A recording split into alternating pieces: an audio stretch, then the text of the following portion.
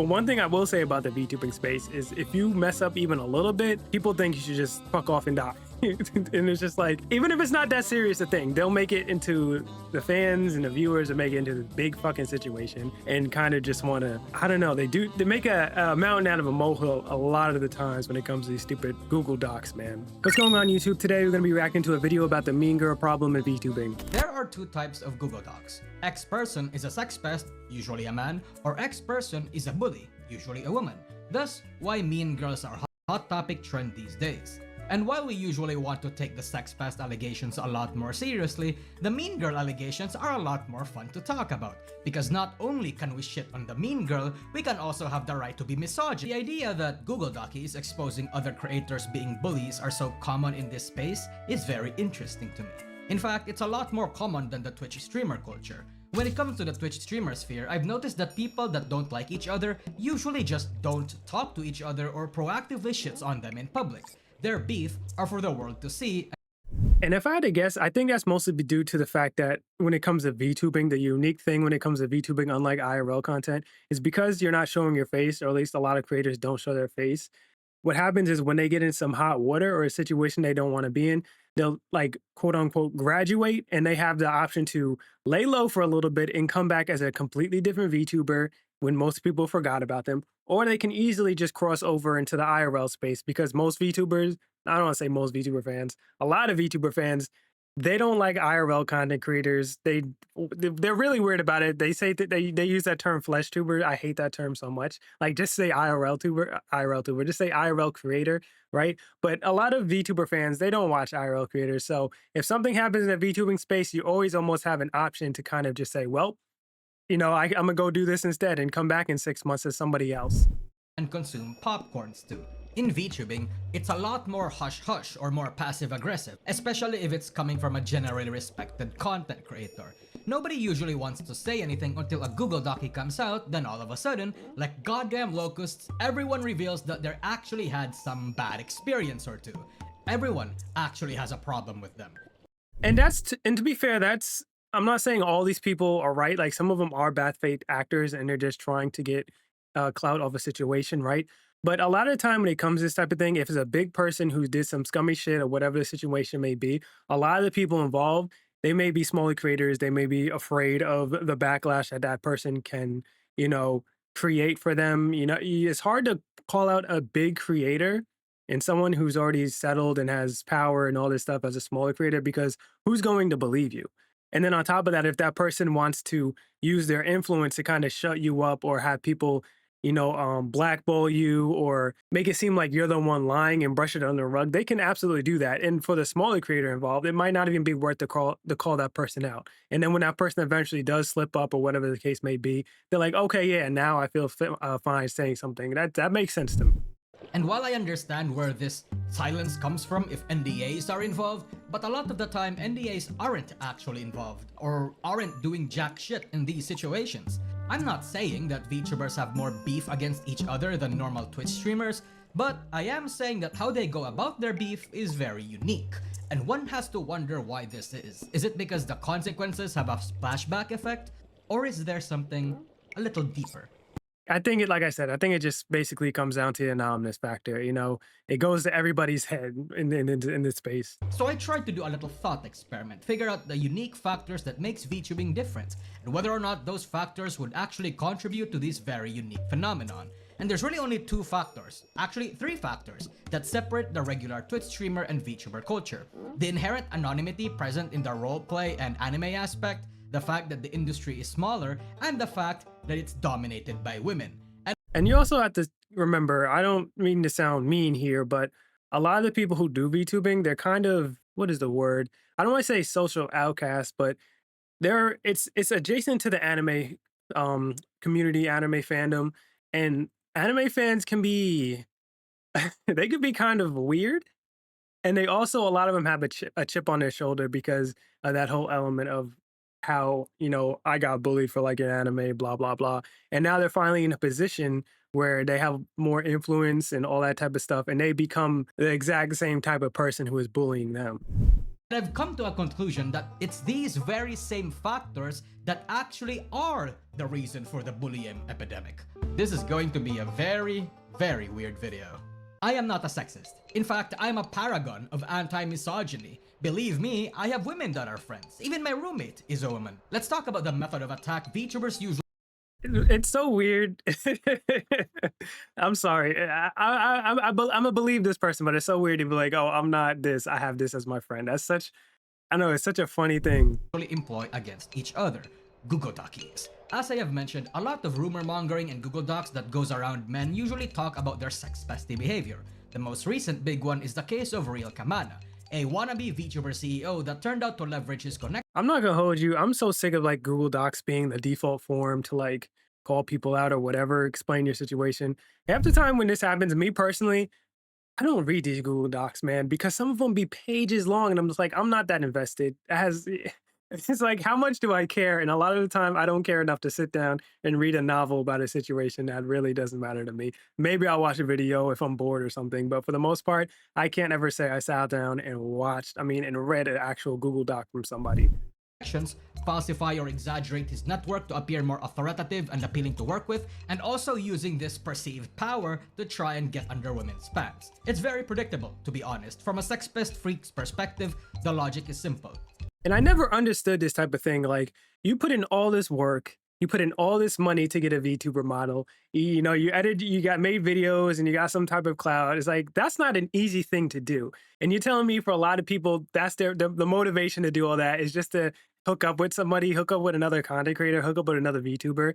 That's I don't know. That's so insane to me because there's way easier ways, to have sex with people IRL if you actually go out and just talk to people and you be normal. Doing all this just to hook up with somebody you don't even know, or you don't know what they look like, or like all that type of shit. It's a lot of work, man, and it's just not worth it. I'll never understand that shit. If you want to fish, go where the fishes are.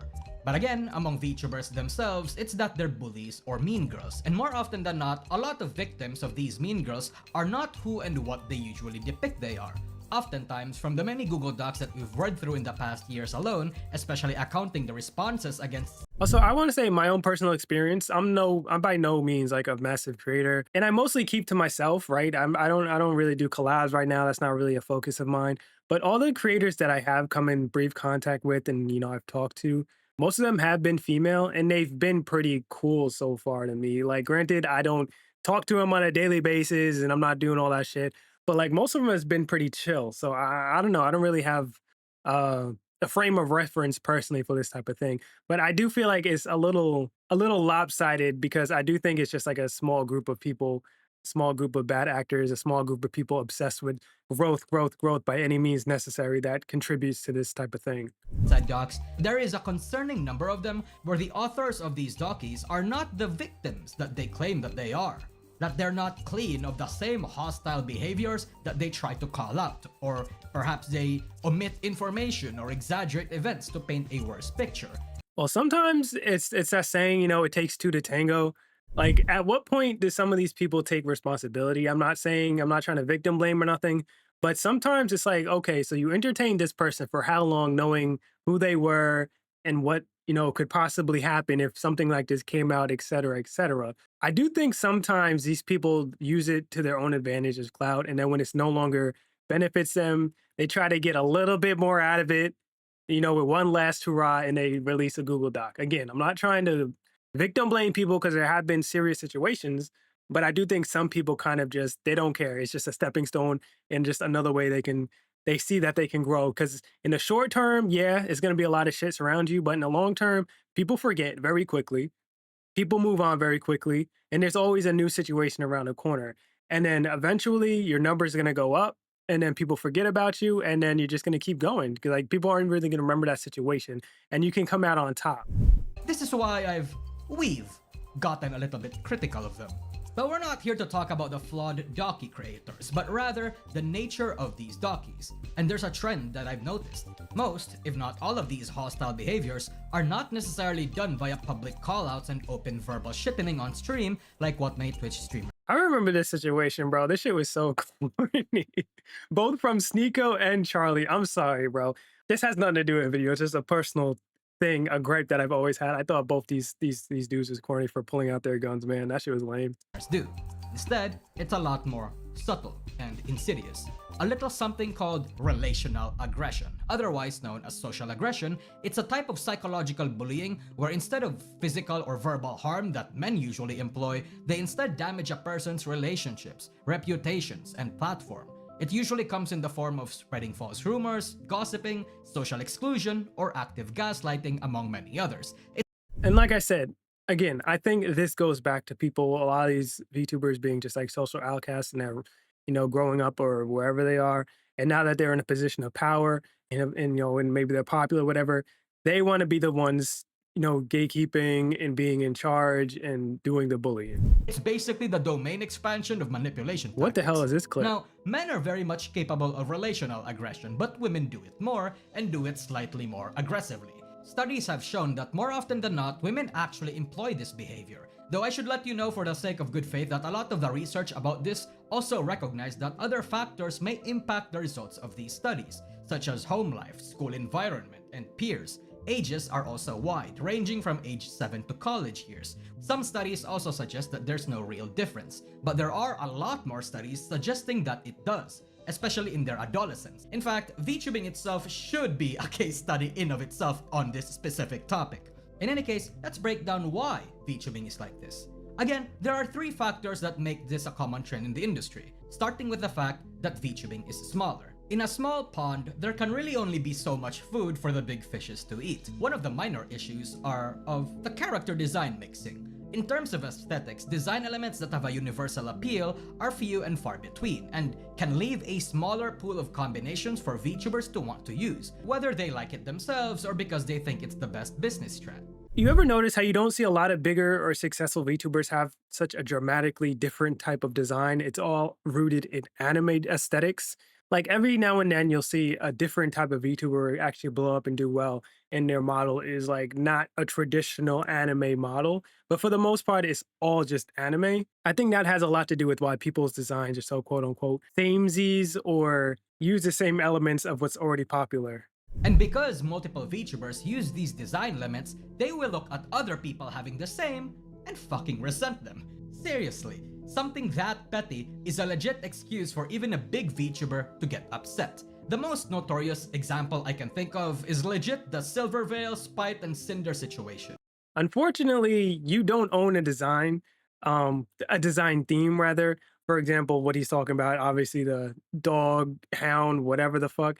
Like that's just a popular design that people want to use. It's the dog ears, it's your basic anime girl aesthetics that's gonna do well no matter what audience it is. It's like it has the furry ears.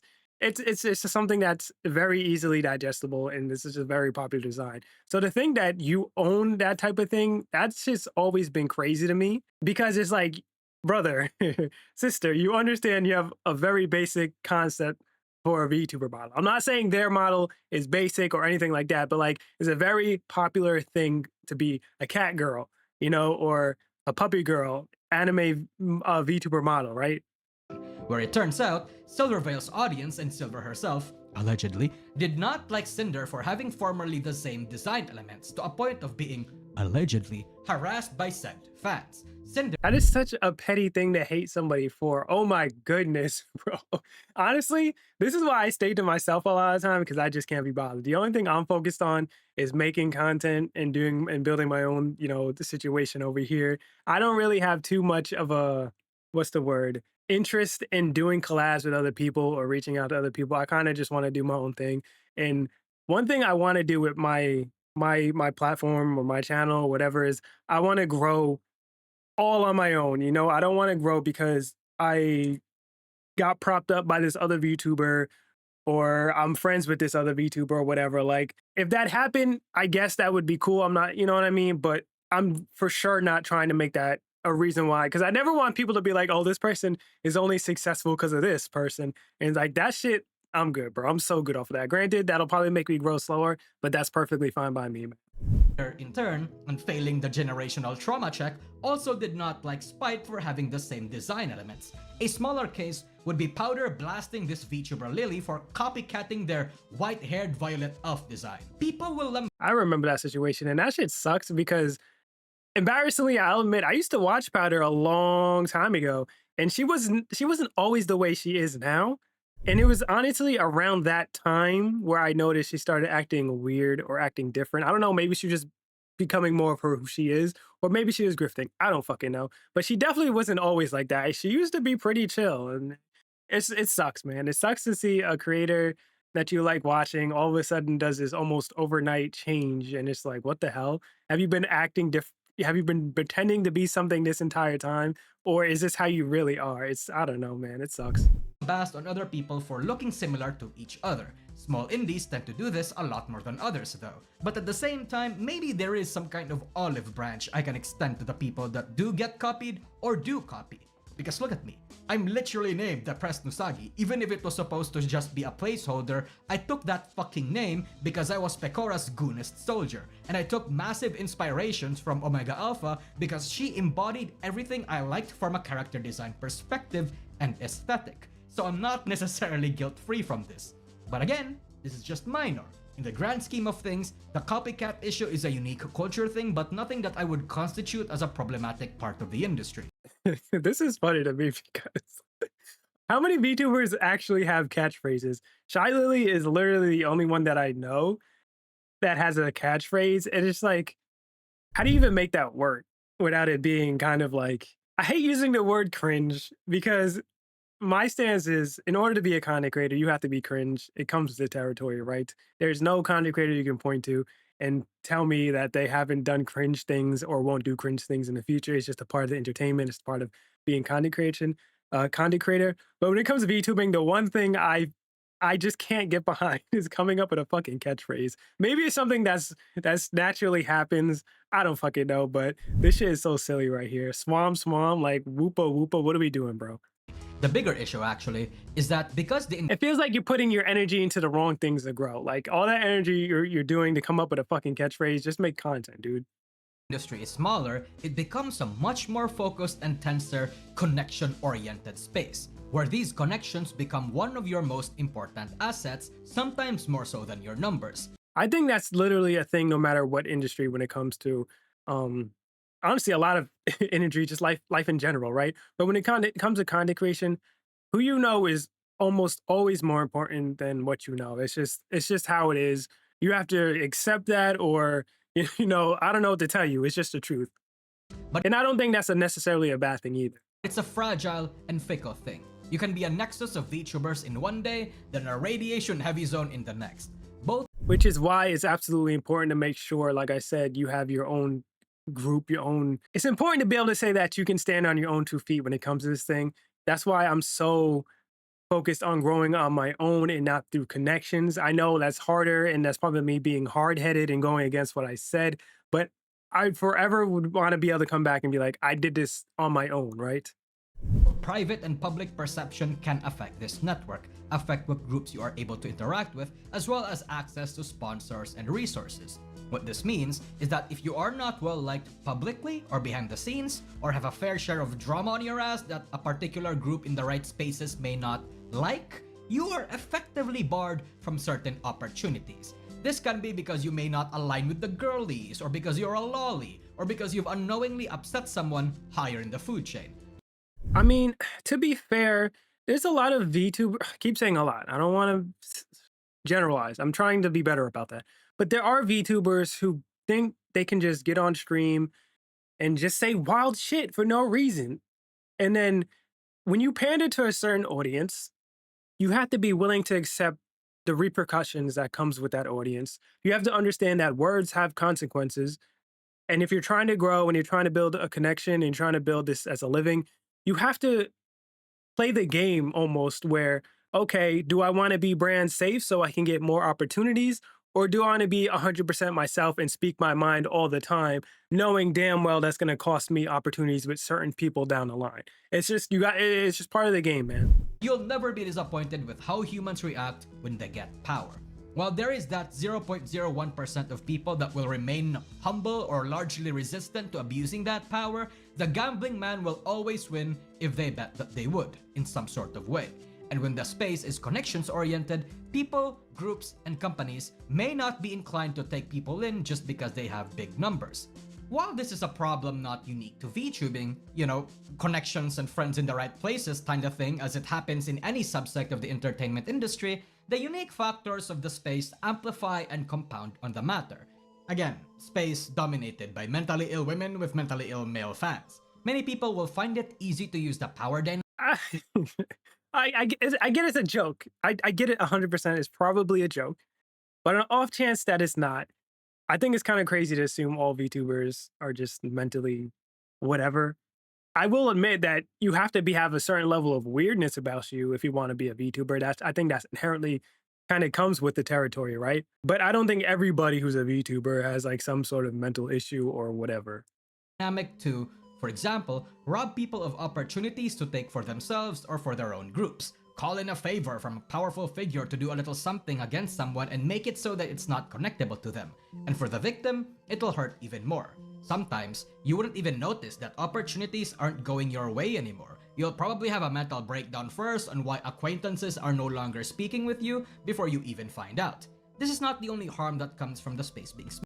Also, I think you also have to do this thing where you got to be able to understand that just because you collab with somebody, just because somebody's another VTuber or whatever the situation is, it doesn't necessarily make you friends, right? Sometimes it really is, you guys are doing a work thing together. That's all a collab can be. And I think that's perfectly fine as long as everybody knows upfront what the deal is. I had seen something online, I forgot what it was.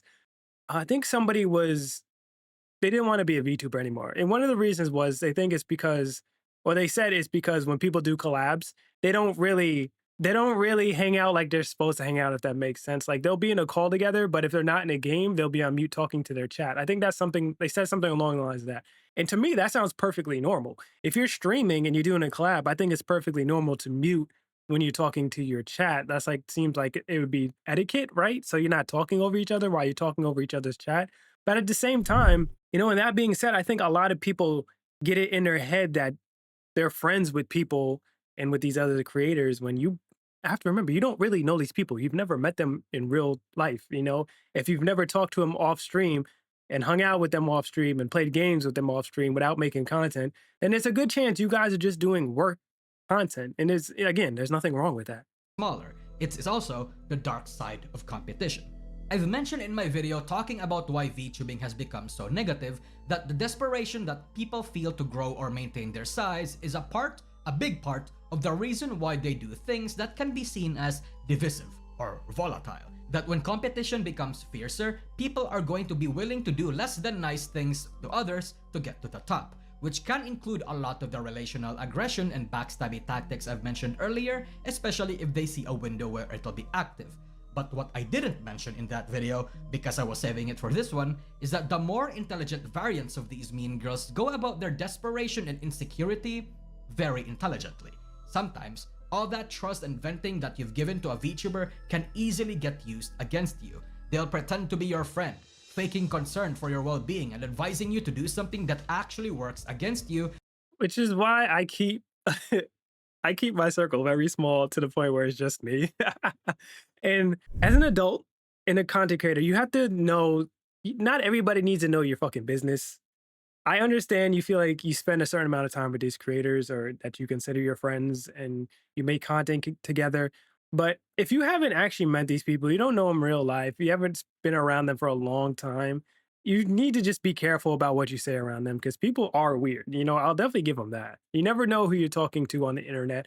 And then on top of that, they're using a VTuber model and it's even more anonymous. So I don't know, you just have to be careful. There's really nothing you can do about that. But framing it as positive and manipulating you to think that it's a good thing. Like what this fucker Ian did in the Obsession movie. And you best be aware of this when it comes from peers that you have some kind of similarity to. Wait. I'm trying to think. What happened to... Oh, wait. Okay, so he was hooking up with the girl behind his back. I don't know. That shit was weird. That whole situation. I'm going off topic. Let me continue the fucking video. Holy shit. Or share the exact type of audience with. and whales. We've seen this kind of VTuber on VTuber violence happen a lot, especially on the medium and big Twitch indie side. Notoriously, the Cindergate situation. And believe me, it's not a very uncommon thing to do. Insecurity, envy, or some manner of ego-related hostility is so common in this industry. And often, that's all it takes for a person you've considered a friend to lie to you, turn on you, and manipulate you whether they realize it or not. And the absolute worst thing they can do to you, beyond the rumor mongering and the relational aggression, is an open attempt. This person sounds like they're a really big Cinder fan. I'm not gonna lie.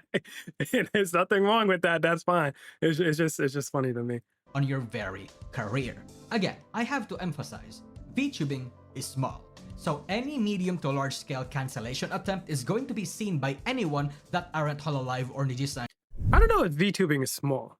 It's definitely smaller than IRL space. But there's like I said, there's so many VTubers and so many creators every day.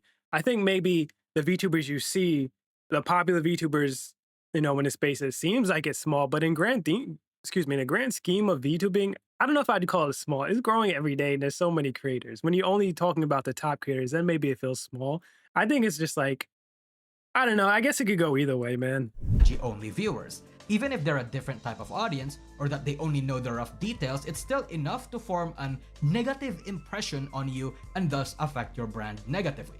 Of course, the obvious example of this is the Saikuno and the Cindergate situation again, which most people see not as warnings that the authors say it is, but actual exposés. Attempts on people's career, a brutal punishment and sentencing that most likely does not actually fit their crimes. And while we can argue all we want about who was in the right or who was in the wrong in both situations, I've made 2 videos about these topics already, the ultimate point here is that even flawed attempts are more— Wow, that person's model is really cool. I don't know who that is, like the demon lady or whatever. She has a really cool model. I like that. more than enough to form a negative impression on your brand. It's more than enough to irrevocably sever huge chunks of your network and your friendships, even if you somehow maintain your audiences or your numbers. And while yes, this does carry a risk for the accuser's credibility— And my thing about the whole Cinder situation, I think the whole situation was pretty shitty. Like a lot of it, everybody, it seemed like it was pretty shitty situation. But I personally don't think she needed to have her quote unquote career as a creator ruined. To my knowledge, I think she's back and she's doing just fine. But there's been creators who've done far worse than what she was accused of doing in the IRL space, and they do just fine, and people forgave them. So I'm just saying, I don't watch Cinder. I don't know how she's doing, but I've seen her pop up, and she seems to be doing fine. But one thing I will say about the VTubing space is if you mess up even a little bit, people think you should just fuck off and die. And it's just like, even if it's not that serious a thing, they'll make it into the fans and the viewers and make it into this big fucking situation and kind of just want to, I don't know, they make a mountain out of a molehill a lot of the times when it comes to these stupid Google Docs, man. the truth is, whatever repercussion they'll face for a flawed attempt isn't going to be commensurate. In the streaming and entertainment industry, whoever strikes first usually has the upper hand, usually gets seen more, and usually gets, more favors. That's just how people are. Most people would rather be told who the enemy is rather than figure things out for themselves. But I think also it comes down to who the person is also a very big factor, and also how trustworthy their community is to them, or how much their community trusts them, right? If somebody is a big creator and they're known to be like a very magnanimous person, and they're just, they're a great person, right? And then another creator who's maybe just as big or whatever comes and says, "Oh, this person did this to me." A lot of time, you get that first creator is going to be given grace just because of their reputation. So I don't know if it necessarily comes down to the person who strikes first. I think there's more factors, and every situation is different. After all, that's not what they came here for. And in this space, often the bully can wield more power, whether that be because more people are willing to ignore it due to their sheer size and clout, fearing them, or because they'd rather believe that their Oshi/friend is a saint or something, right? That's also true. I can agree with that much. That in of itself is a huge fucking problem. VTuber fans are incredibly easily manipulated. I'm gonna get into that later. VTubing really is no different than VTuber fans are easily manipulated. I can kind of agree with that, but I also think they're very like passionate about their space and passionate about their their favorite VTuber. And then on top of that, they're also very sensitive. I've noticed. So if you even say anything or criticize anything another creator did, or even if it's not that serious, you can get jumped by their fan base very quickly. High school setting. With a bunch of guys fawning, clawing, and fighting for girls, it's just the kind of space that naturally forms when the major players are the way that they are. So that's one aspect of the mean girl problem in VTubing, the mean part. Now let's get to the girl part. A girl's girl is a woman who genuinely supports, celebrates, and stands by other women. In Hololive, we see such powerful examples of this because Hololive actually does a good job picking up women that aren't goddamn petty, starts drama, or schizo tirades. Their management also being proactively preventative also helps. Yeah, I think that just comes down to the fact that they do have management and there's contracts and stuff involved. So I want to say this video is it's well put together and everything, but there's a lot of like a lot of the creators' biases seems to comes through. Like you can almost tell who they, I guess, prefer when it comes to content creators and there's in the VTuber scene and things like that. And it almost like they wanna they kind of want to shit on certain VTubers for doing certain things. You can, I don't know, it kind of comes through. Maybe it's just me reading too much into the video. What's that meme? Women are more likable under oppressive moral codes or something? And while it's funny, it's not necessarily true. It's not the reason why Hololive VTubers seem more professional. But there's a reason why even this sentiment, if only just more nuanced or worded more accurately, is a sentiment that many fans may low-key agree. It's not just women, it's a lot of people. When you're in an environment, a work environment, you have obligations, you're under contracts and things like that. It makes sense. You don't want to, especially if it's something that you like doing, you're not going to act crazy and do things that are going to get you fired and lose that opportunity. So it makes sense. It doesn't just apply to women, it applies to men. And I'm not saying people are more likable. I'm not agreeing with that quote. I'm just saying when you have something to lose, you're going to act accordingly, right? Because in the indie side, Which is the difference between like an indie scene where they're going to be, you have nobody, you have no boss, no contracts or nothing. So you're free to say whatever you want, which is why I think you see a lot of indies get clipped saying wild shit and going viral for it. And then complaining that, oh, it's these groups of people, you see what they're doing. You know what I mean? It's just, some people don't have self-control. And some people, they really need to have that firm hand holding them in place when they're making content for their own fucking sake. of things, these measures are not available. It's often up to the girls' own professionalism and personalities to keep themselves in check, not just in public, but also in private. So what happens when a bitch is not self-aware that she's a bitch, or knows that she's a bitch but wants to seem not to be? Well, That was why did you put it like that? It's like, that's fucking weird, bro. that's where women use their curse technique called emotional manipulation. I brought up the whole relational aggression thing earlier, and now this concept of being a girl's girl because I wanted to make a point that a lot of VTubers mask being like these to really sabotage or plan something backstabby. Sometimes, they even use therapy speak to attempt to manipulate or confuse the public and their victims. And I think this happens a little way too much. Yakireso is a very notorious example of this. A person that uses relational aggression to coerce people, which even included their own roommate/editor and also their friend Deputy Aru to doing what they want. Gossiping, manipulating, and a whole lot of typical bitch behavior, and she was one of the rising stars. People genuinely liked her. Every time I'm seeing all this stuff, and it's just like they get in this space and they kind of let all of it get to their head. The fans, the power, the views, the money, all of it. And then they kind of just they start, like I said, they just let it get to their head and then they stop thinking clearly. I think me personally as a person, if I'm just more focused on making content, I don't really care about being friends with a lot of people. And I don't mean that in like a mean, self-absorbed way. It's just not a focus for me right now. I know sometimes when these Google Docs come out, it feels like this could have been avoidable if you just minded your own business. Like I don't know. Maybe this is me being silly and me like judging something I have no knowledge of, but that's just how I feel. She only got caught because she was stupid, to be honest. Sisterhood and solidarity in the form of collabs and shoutouts are easily used as a guise under competition. Attempts to steal viewers and whales, especially if they start DMing said whales. I know who you are. They attempt to integrate themselves like a lamprey into a friend group or other people's events to broadcast or promote themselves. Because when you think about it, VTubing is the prime environment for this bitchy backstabby behavior. That's not fair because that's really what a collab is at its core. It's just getting two different groups of people together, two different, creators and a bunch of communities together so they can share their community and grow. That's just the nature of a collab. That's what everybody's expecting when they reach out and, they accept these type of things. That's kind of the whole point. A place with low accountability but high visibility. An anonymous place where the tools are easily accessible to spread some bullshit. And a space that also gets you a simping, almost retardedly loyal audience. In a space like this, the smartest manipulators can stand toe-to-toe in terms of reach and clout with the most genuine creators, to a point that we wouldn't even necessarily know or will realize too late who it is. All of this is then lastly multiplied by the fact that VTubing is a roleplay heavy scene. Anonymity, an inherent side effect of anime role-playing, can be weaponized. Mean girls are able to get away with it if they get caught once. Start an entirely new brand with a separate friend group. Maybe have your voice be an octave lower and get used to it so you don't get caught or some bullshit. I'm going to say, and this is probably an unpopular opinion when it comes to VTubing, but I am so glad VTubing the West is changing in a way that it kind of is in the direction that it's going.